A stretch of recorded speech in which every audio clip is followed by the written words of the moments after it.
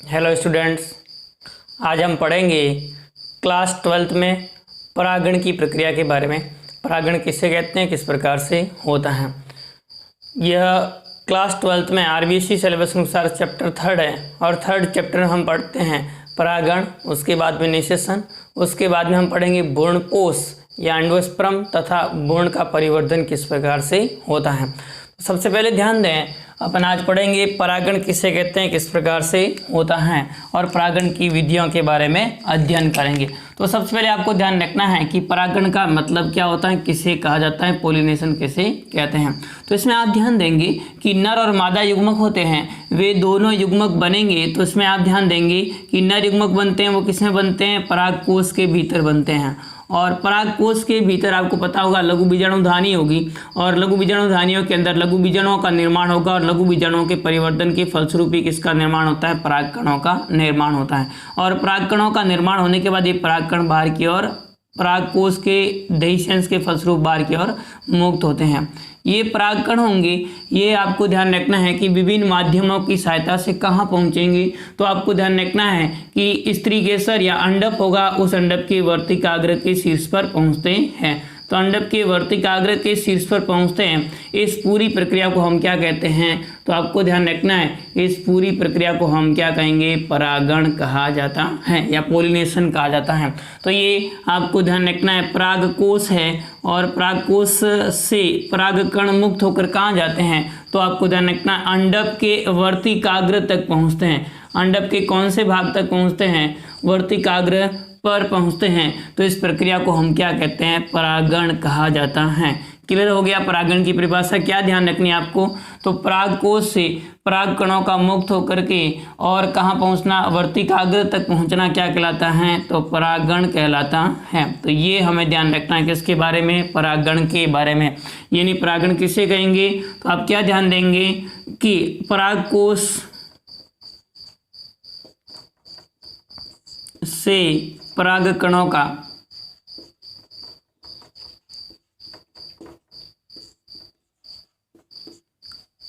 मुक्त होकर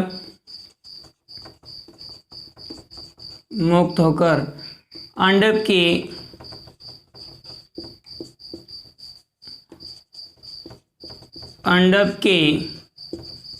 वर्तिकाग्र तक पहुंचना, अंडप के वर्तिकाग्र तक पहुंचना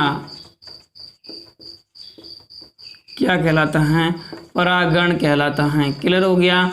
पोलिनेशन या परागण किसे कहेंगे, तो आप क्या ध्यान देंगे, परागकोश से परागकणों का मुक्त होकर के अंडप के वर्तिकाग्र तक स्थानांतरित होना, वर्तिकाग्र तक पहुंचना परागण कहलाता है। अब ध्यान दें, आवर्तबीजी पादपों के अंदर परागण होता है, वह दो प्रकार से होता है। तो पादपों में परागण है, वो पादपों में परागण कितने प्रकार का होता है, पादपों में मुख्यतः परागण दो प्रकार का होता है। मुख्यतः परागण कितने प्रकार का होता है, पादपों में मुख्यतः परागण दो प्रकार का होता है। पोलिनेशन दो प्रकार का होता है, दो प्रकार का परागण होता है। यानी पादपों में मुख्यतः परागण दो प्रकार का होता है, दो प्रकार का होता है, दो प्रकार का होता है। ये हमें ध्यान रखना है। कौन कौन से दो प्रकार है, तो एक आप ध्यान देंगे जिसे हम क्या कहते हैं, स्वपरागण कहा जाता है। एक प्रकार होगा जिसे हम क्या कहेंगे, स्वपरागण, या जिसे हम क्या कहते हैं, सेल्फ पोलिनेशन कहा जाता है।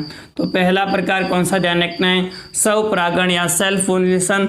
और दूसरा आपको ध्यान रखना है, वो ध्यान रखना है पर परागण या जिसे हम क्रॉस पोलिनेशन कहते हैं। तो ये दो प्रकार का परागण होता है। एक आपको ध्यान रखना है स्वपरागण और दूसरा कौन सा ध्यान देंगे, पर परागण। तो परागण होता है वो पादपों में दो प्रकार का होता है।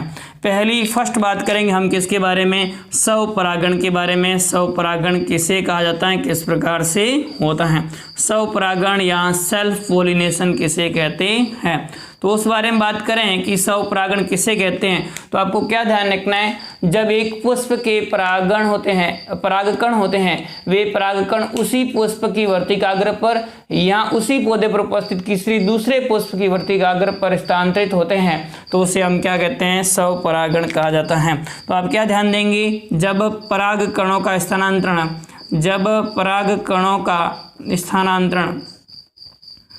परागकणों का स्थानांतरण उसी पुष्प की वर्तिकाग्र पर या उसी पौधे पर उपस्थित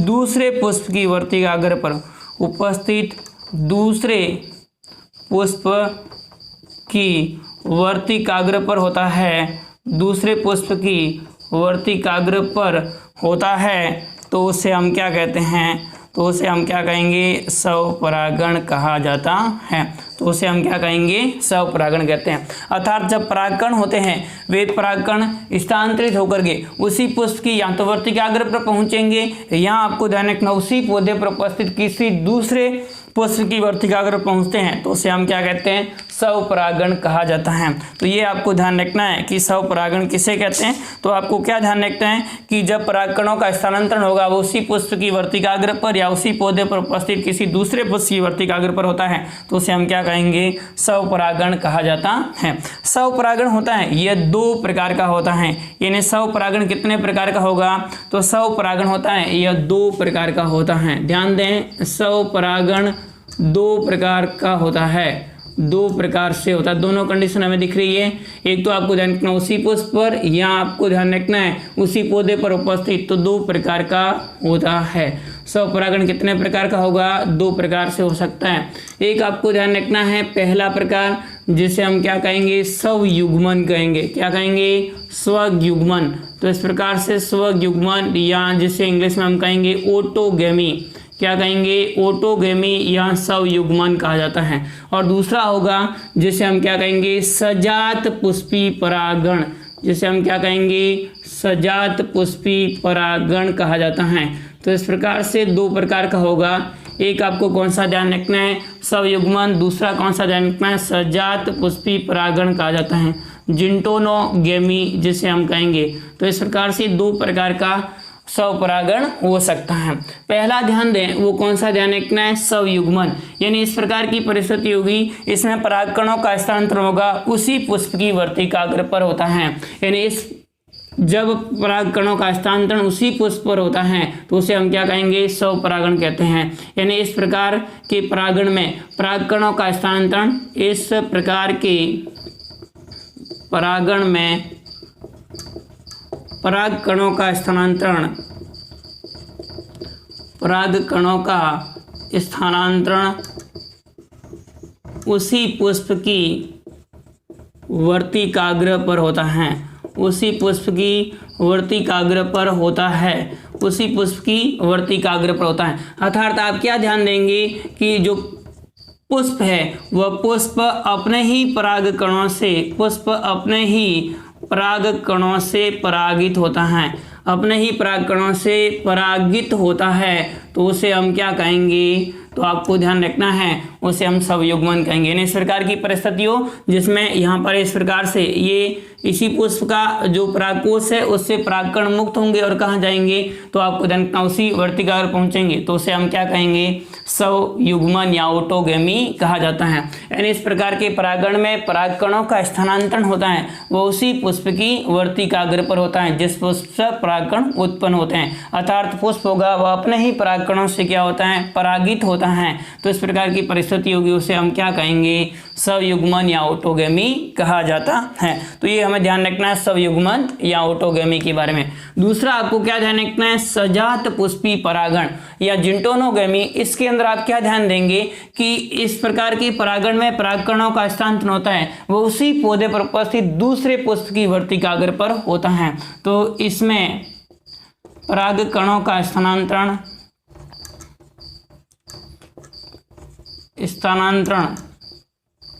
एक पुष्प से उसी पौधे पर उपस्थित दूसरे पुष्प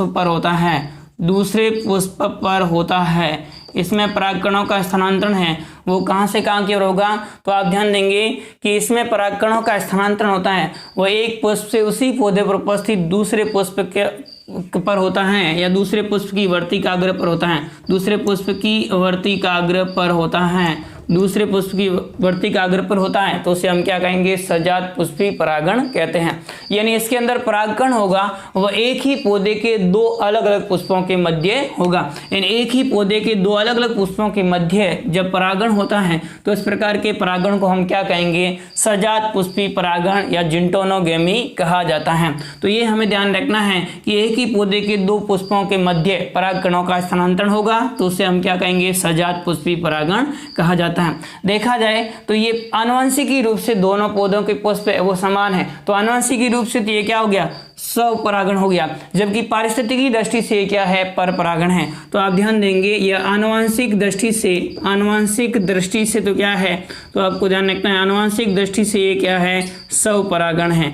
आनुवंशिकी दृष्टि से ये क्या है, स्वपरागण है, जबकि पारिस्थितिकी दृष्टि से ये क्या है, दो अलग अलग पुष्पों के मध्य हो रहे हैं तो इस प्रकार से स्थानांतरित हो रहे हैं। पारिस्थितिकी दृष्टि से ये क्या होंगे, तो आपको ध्यान रखना है पारिस्थितिकी दृष्टि से ये पर परागण का उदाहरण है। तो ये हमें ध्यान रखना है किसके बारे में, सजात पुष्पी परागण के बारे में। यानी इसमें परागकणों का स्थानांतरण होगा वो एक पुष्प से आपको उसी पौधे पर उपस्थित दूसरे पुष्प की वर्तिकाग्र पर होता है तो उसे हम क्या कहेंगे, सजात पुष्पी परागण कहा जाता है।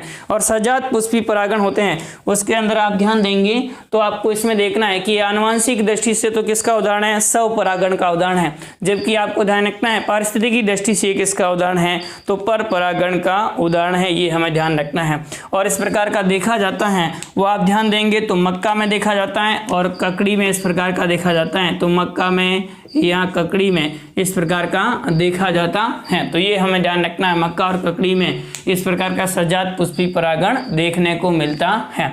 फिर उसके बाद में ध्यान दें स्वपरागण के क्या क्या अनुकूलन है, क्या क्या शर्तें हैं जब स्वपरागण होगा। स्वपरागण के अनुकूलन ये इंपॉर्टेंट भी है, कई बार पूछा भी जाता है। तो स्वपरागण के अनुकूलन क्या क्या है, कौन से परिस्थितियों में स्वपरागण होता है। तो पहला अनुकूलन आपको ध्यान रखना है वो ध्यान रखना है उभयलिंगता या जैसे हम क्या कहेंगे, उभयलिंगता को हम कहते हैं बाईसेक्सुअलिटी या उभयलिंगता। तो इस प्रकार के पुष्प जिसमें पुंमंग एवं जायांग दोनों उपस्थित हो अर्थात नर एवं मादा दोनों युग्मकों का निर्माण होता है उनमें स्वपरागण होता है और उसे हम क्या कहते हैं, उभयलिंगता कहते हैं। तो इस प्रकार के पुष्प जिसमें पुंमंग एवं जायांग दोनों उपस्थित होते हैं, इस प्रकार के पुष्प जिसमें पुंमंग एवं जायांग दोनों उपस्थित होते हैं अर्थात आप ध्यान देंगे तो आपको ध्यान रखना दोनों युग्मकों का निर्माण होता है, यानी नर और मादा दोनों युग्मकों का निर्माण एक ही पुष्प में होता है, दोनों युग्मकों का निर्माण एक ही पुष्प में होता है तो उसे हम क्या कहेंगे, दोनों युग्मकों का निर्माण है वो एक ही पुष्प में होता है तो उसे उभयलिंगता या बाइसेक्सुअलिटी कहा जाता है। तो पहला आपको ध्यान रखना है इस प्रकार के पुष्प जिसमें पुंमंग एवं जायांग दोनों उपस्थित हो उस प्रकार अर्थात दोनों युग्मकों का निर्माण एक ही पुष्प के द्वारा किया जाता है तो इस प्रकार की परिस्थिति होगी उसे हम क्या कहेंगे, उभयलिंगता कहा जाता है। तो पहली कंडीशन आपको ध्यान रखनी है, उभयलिंगता में इस प्रकार का देखा जाता है। दूसरा आप ध्यान देंगे उभयलिंगता के बाद में तो वो आपको ध्यान रखना है समकाल पक्वता। क्या ध्यान रखना आपको, समकाल पक्वता अर्थात इसमें पुष्प में पुंमंग एवं जायांग अर्थात आप ध्यान देंगे कि परागकोश एवं जो वर्तिकाग्र होते हैं वे परिपक्व होते हैं, वे एक ही समय पर परिपक्व होते हैं तो इस प्रकार की परिस्थिति को हम क्या कहेंगे, समकाल पक्वता कहा जाता है। यानी इसमें आप ध्यान देंगे तो पुंमंग एवं जायांग अर्थात आपको ध्यान रखना है जो अंडक होता है उसके वर्तिकाग्र एवं आपको ध्यान रखना परागकोश से परागकणों का मुक्त होना दोनों एक साथ परिपक्व होते हैं तो इस प्रकार की परिस्थिति होगी उसे हम क्या कहेंगे, समकाल पक्वता कहते हैं। उनमें भी स्वपरागण होने की संभावनाएं अधिक होती हैं। तो इस प्रकार से दूसरा अनुकूलन आपको ध्यान रखना है समकाल पक्वता। तीसरा आपको ध्यान रखना अनुनय मिलियता या जिसे हम क्लिस्टोगेमी कहते हैं, क्या कहेंगे, क्लिस्टोगेमी कहा जाता है। तो अनुनय मिलियता या जिसे हम क्या कहेंगे क्लिस्टोगेमी। अनुनय मिलियता या क्लिस्टोगेमी का मतलब क्या ध्यान रखना है कि इस प्रकार की परिस्थिति होती है उसमें पुष्प हमेशा बंद रहते हैं, कभी नहीं खुलते हैं, और इस प्रकार की परिस्थिति की उसे हम क्या कहेंगे अनुनय मिलियता कहते हैं। सवाल भी पूछा जाता है तो इसलिए आपको ध्यान रखना है अनुनय मिलियता किसे कहेंगे। तो इस प्रकार के पुष्प जो हमेशा बंद रहते हैं उन पुष्पों को हम क्या कहते हैं अनुनय मिलिय पुष्प कहते हैं, और इस परिस्थिति को अनुनय मिलियता कहा जाता है। और अनुनय मिलिय पुष्प होंगे तो उनमें आवश्यक रूप से क्या होगा स्वपरागण होता है, क्योंकि पुष्प कभी खुलते नहीं है। तो ये आपको ध्यान रखना है अनुनय मिलियता किसे कहा जाता है। तो ये अनुनय मिलियता का मतलब क्या ध्यान रखना है, इस प्रकार के पुष्प कभी नहीं खुलते हैं, हमेशा बंद रहते हैं, उन्हें अनुनय मिलियता कहते हैं। और इसके उदाहरण आप ध्यान देंगे तो आपको ध्यान रखना वायोला में इस प्रकार का देखा जाता है। वायोला या इस पादप को हम पानसी भी कहते हैं, तो वायोला या पानसी में इस प्रकार का देखा जाता है। यहाँ आप ध्यान देंगे कनकुआ के पादप में इस प्रकार का देखा जाता है, तो कनकुआ के पादप में इस प्रकार का देखा जाता है। और आप ध्यान देंगे तो आपको ध्यान रखना ऑक्जेलिस के पादप में इस प्रकार का देखा जाता है, तो कनकुआ, ऑक्जेलिस, वायोला इन पादपों में इस प्रकार का देखा जाता है। ये आप ध्यान देंगे तो इन सभी पादपों के ड्रोसेरा के अंदर भी इस प्रकार का देखा जाता है, तो ड्रोसेरा हो गया। ये सारे उदाहरण हैं वो किसके अनुनय मिलियता के उदाहरण हैं। तो ये तीन आपको अनुकूलन ध्यान रखने हैं जो जिसमें क्या होगा स्वपरागण होता है। तो ये तीनों परिस्थितियां हैं वो स्वपरागण को बढ़ाने में सहायक होती है, यानी स्वपरागण के लिए अनुकूलन दर्शाती है। तो ये हमें ध्यान रखना है किसके बारे में, पहला परागण स्वपरागण के बारे में किसे कहते हैं और कितने प्रकार का होता है। अब ध्यान दें इसमें कुछ चीज़ें और ध्यान रख सकते हैं कि स्वपरागण होता है उसके लाभ क्या फायदे हैं, तो महत्व क्या है इसके और क्या इसकी हानियां हैं। तो आप देखेंगे कि स्वपरागण जिन पादपों में होता है उन पादपों में आप ध्यान देंगे तो समयुग्मज संतति उत्पन्न होती है, अर्थात संतति होती है वो होमोगेमी प्रकार की होती हैं, समान प्रकार की होती हैं। तो इस प्रकार से होमोगेमी संतति उत्पन्न होगी, वह संतति इस स्वपरागण के दौरान उत्पन्न होती हैं। दूसरी बात ध्यान दें तो स्वपरागण होगा उसमें पुष्पों का आकर्षक होना जरूरी नहीं है, क्योंकि कीटों को आकर्षित नहीं करना है, इनको कोई माध्यम की आवश्यकता नहीं होती है, तो इनमें पुष्प आकर्षित होना जरूरी नहीं है। और ध्यान देंगे तो इनको अधिक मात्रा में परागकण बनाने भी आवश्यक नहीं होते हैं, यानी परागकण होंगे वह अधिक नहीं बनाने पड़ेंगे, ये भी आपको ध्यान रखना है, इसका लाभ है। इसके अतिरिक्त आप और ध्यान देंगे तो स्वपरागण होता है उस स्वपरागण के कारण से पौधों में विभिन्नताएं उत्पन्न नहीं होती हैं, तो ये हमें ध्यान रखना है। इसके अतिरिक्त और ध्यान देंगे तो स्वपरागण होता है वो प्योर लाइन बरकरार रखने में भी क्या होता है सहायक होता है। तो ये सारे महत्व है वो आपको ध्यान रखना स्वपरागण के। साथ ही साथ कुछ हानियां भी है, क्योंकि इसमें विभिन्नताएं उत्पन्न नहीं होगी, और विभिन्नताएं उत्पन्न नहीं होने के कारण से पौधे होंगे वे पौधे धीरे धीरे विभिन्न रोगों के प्रति ससेप्टिबल होते जाते हैं, यानी आप संवेदनशील होते जाते हैं, और उनमें वातावरण के अनुसार अनुकूलता भी विकसित नहीं हो पाती हैं। तो विभिन्नताएं उत्पन्न नहीं होने से वातावरण के अनुसार अनुकूलताएं, कई बार ऐसे लक्षण भी एक साथ आ जाते हैं जिनको बाहर करने का कोई रास्ता इसमें नहीं होता है। तो ये भी आपको ध्यान रखना स्वपरागण की कुछ हानियां हैं जिसके कारण से स्वपरागण कम लाभदायक होता है। तो ये तो था पहला प्रकार कौन सा, स्वपरागण किसे कहते हैं, कितने प्रकार का होता है। अब अपन बात करेंगे सेकंड परपरागण के बारे में। तो पहला ये नोट डाउन कर लीजिए, स्वपरागण किसे कहते हैं, कितने प्रकार का होता है, इसके अनुकूलन क्या क्या होते हैं। सेकंड बात करते हैं हम परपरागण के बारे में। किसे कहा जाता है परपरागण, तो आपको क्या ध्यान रखना है कि जब एक पौधे पर उपस्थित पुष्प में परागकण होते हैं वे परागकण उसी जाति के दूसरे पौधे के पुष्प के वर्तिकाग्र पर पहुंचते हैं तो उसे हम क्या कहते हैं परपरागण कहा जाता है। तो सेकंड आपको ध्यान रखना है परपरागण, यानी जब एक पौधे के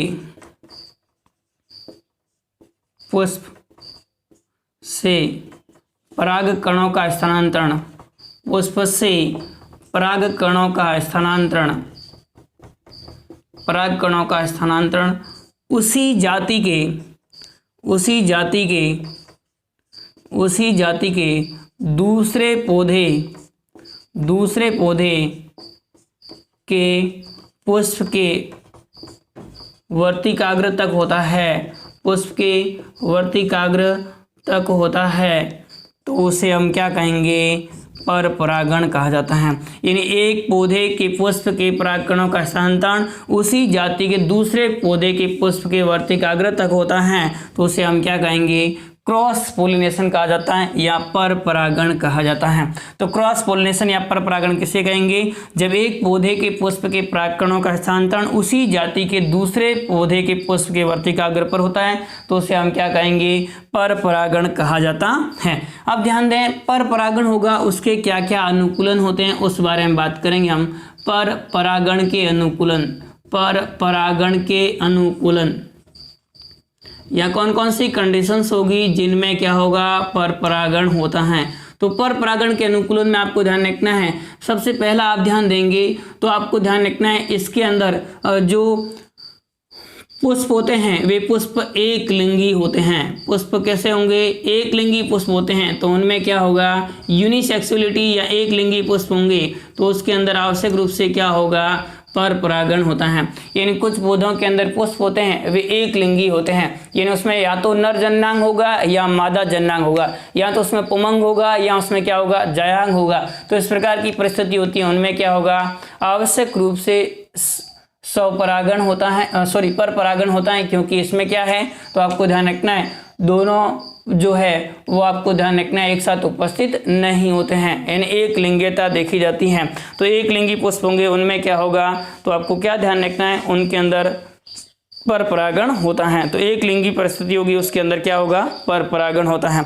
ऐसा किसमें देखा जाता है? तो आप ध्यान देंगे तुरही के अंदर इस प्रकार का देखा जाता है या लौकी के अंदर इस प्रकार का देखा जाता है। तो तुरही और लौकी में आप देखेंगे तो आपको क्या ध्यान रखना है? एक लिंगी पुष्प होते हैं, जिसके कारण से इसमें क्या होगा? तो आपको ध्यान रखना है जिसके कारण से इसमें आवश्यक रूप से जो पर परागण होता है वह होता है। दूसरा आप ध्यान देंगे तो भिन्न काल पक्वता, क्या ध्यान रखना आपको? भिन्न काल पक्वता, यानी इसके अंदर आप ध्यान देंगे पुमंग एवं जायांग होते हैं वे दोनों परिपक्व होते हैं, वो भिन्न भिन्न समय पर होते हैं, यानी अलग अलग समय पर होते हैं। या तो आपको ध्यान रखना वर्तिका पहले परिपक्व हो जाएगी या आपको ध्यान रखना है कि जो पुंकेसर है वो पहले परिपक्व हो जाएगा। तो इस प्रकार की परिस्थिति होती है उसे हम क्या कहेंगे? भिन्न काल पक्वता कहा जाता है। यानी इसके अंदर आपको क्या ध्यान रखना है कि इसके अंदर जो वर्तिका ग्रह एवं आपको ध्यान रखना है कि जो परागकण होते हैं उन परागकणों का परिपक्व होने का समय होता है एक नहीं होता है, भिन्न भिन्न होता है,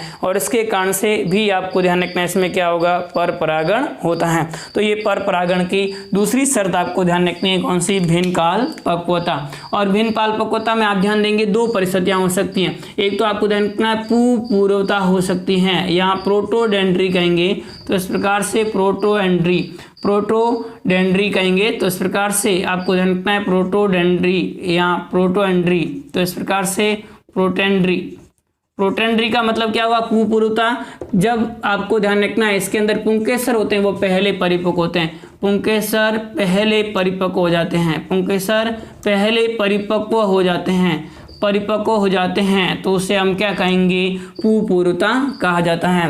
यानी इसके अंदर पुंकेसर होंगे वह पहले परिपक्व, जैसे कपास है या सूरजमुखी है उनमें इस प्रकार का देखा जाता है। दूसरा आप ध्यान देंगे स्त्री पूर्वता। स्त्री पूर्वता का मतलब क्या हुआ? तो प्रोटोगाइनी, यानी आप ध्यान देंगे तो इसके अंदर आपको ध्यान रखना है कि जो है वह आपको ध्यान रखना है वर्तिकाग्र होती है वो पहले परिपक्व हो जाती हैं। इसके अंदर वर्तिकाग्र पहले परिपक्व हो जाती हैं, वर्तिकाग्र पहले परिपक्व हो जाती हैं, और जब तक परागकण परिपक्व होते हैं उससे पहले ही वर्तिकाग्र में निषेचन संपन्न हो जाता है। तो इस प्रकार से स्थिति होगी उसे हम क्या कहेंगे? स्त्री पूर्वता कैसे हैं ऐसा देखा जाता है वह रोजेसी कुल के सदस्यों में, और आप ध्यान देंगे ब्रेसिकेसी कुल के सदस्यों में इस प्रकार का देखा जाता है। रोजेसी एवं ब्रेसिकेसी कुल के सदस्य होते हैं, इन कुल के सदस्यों के अंदर स्त्री पूर्वता देखा जाता है। तो आप ध्यान देंगे दूसरा स्त्री पूर्वता या जिसे हम क्या कहेंगे? तो आपको ध्यान रखना है प्रोटोगाइनी कहा जाता है। तीसरा आप ध्यान देंगे स्वबंध्यता।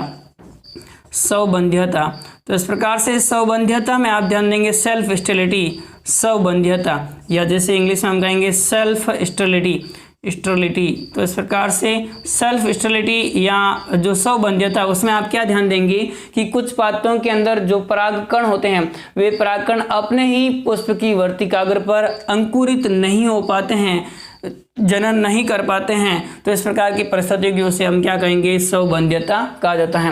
यानी कुछ पात्रों के अंदर परागकण होते हैं वे परागकण अपने ही पुष्प की वर्तिकाग्र पर अंकुरित नहीं हो पाते हैं, उसे हम क्या कहेंगे, स्वबंध्यता कहा जाता है।